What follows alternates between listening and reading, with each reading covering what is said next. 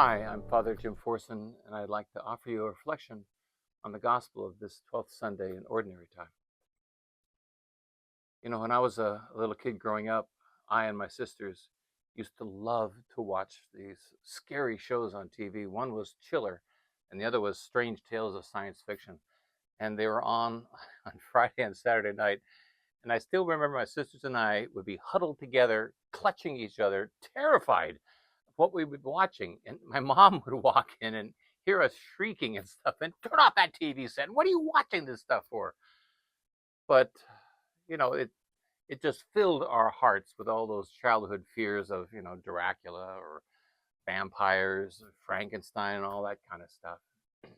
I guess every we all did have our childhood fears. I don't know why I had this crazy idea that at night there'd be these giant crabs under my bed and they would come out and attack me.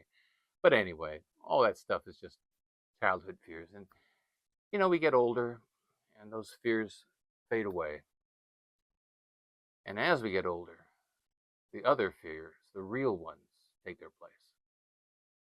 And we can find ourselves with true fears in our lives, a fear of being able to make it in this world, or fears for our kids. Are they going to be okay?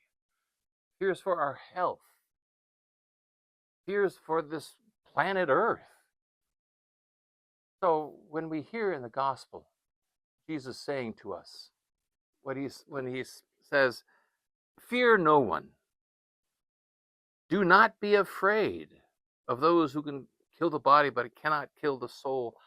Part of me wants to say, really, Jesus? Really? I mean, when you look at this world of ours, look at the terrific mess going on in the Ukraine.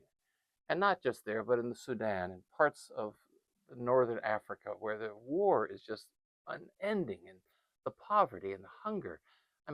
Those are things to truly be fearful of. And not just fear that way, but as I was mentioning too, fear for our own health, fear for our own lives. We can be afraid of death. And how do we live with those fears? And we hear Jesus say to us things like, "All the hairs on your head are counted. Do not be afraid. Are you not worth more than many sparrows? Do not be afraid." Boy, it's hard just to latch on to his confident words when there are so many things out there that can truly frighten us. It's interesting that in the Bible, depending on how you want to translate some phrases, that phrase, "do not be afraid," is used over 300 times. Now, does it make you wonder why that idea of the scriptures calling us not to be afraid is so frequently used? I think it's because the opposite of faith is not doubt. You can work your way through doubts and arrive at faith, but fear is the opposite of faith, because fear can eat up our soul. When we allow fears to dominate our life, well, then we start losing our relationships with people around us. We lose our relationship with God. We live in fear. So how do we not? How do we find confidence in Jesus' words saying, "Do not be afraid"?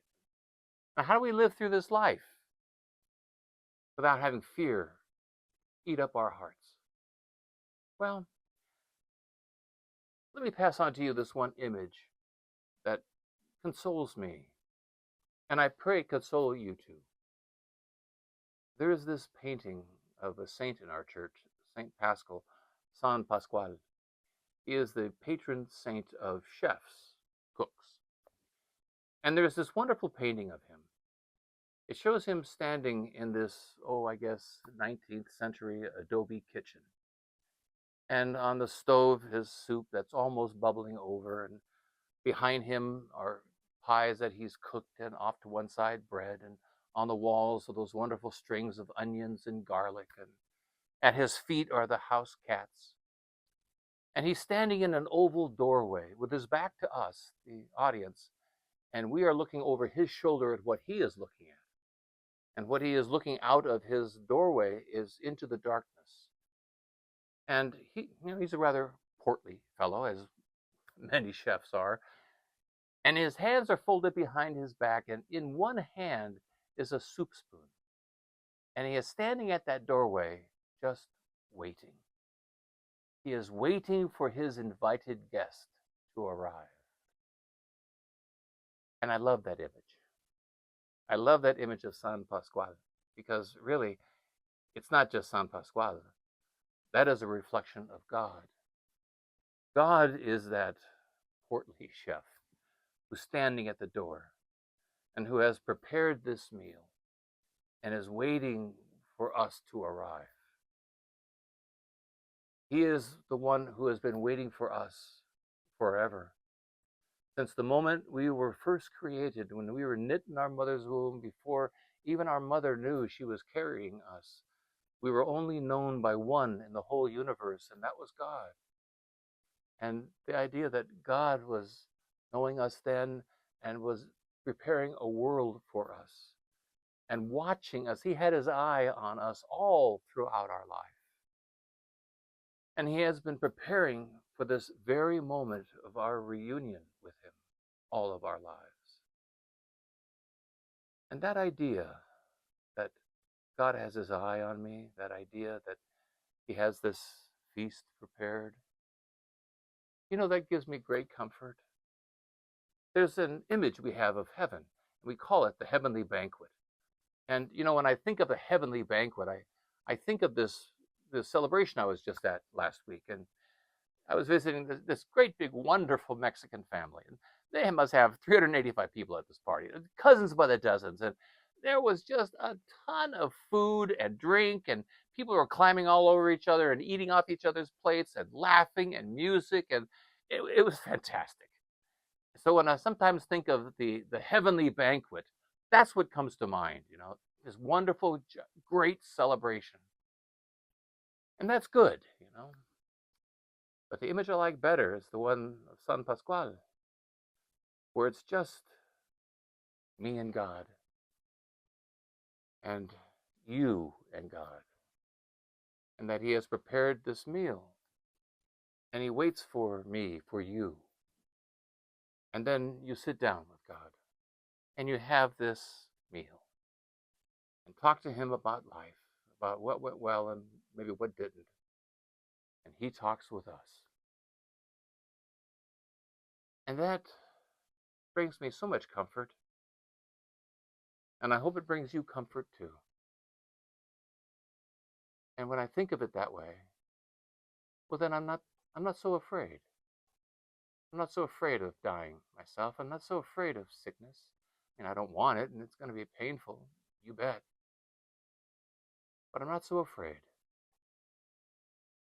And then when the time comes that I do enter into the darkness of death, it comforts me to think that there's a light in the distance. And that light is a doorway. And in that doorway, there is a portly cook, with a soup spoon in his hand, waiting for me to arrive, to sit down at table with him, and serve me dinner, and chat about life and how it went. It comforts me. I pray it comforts you. And when I think of that image, Jesus' words come home to roost. Do not be afraid.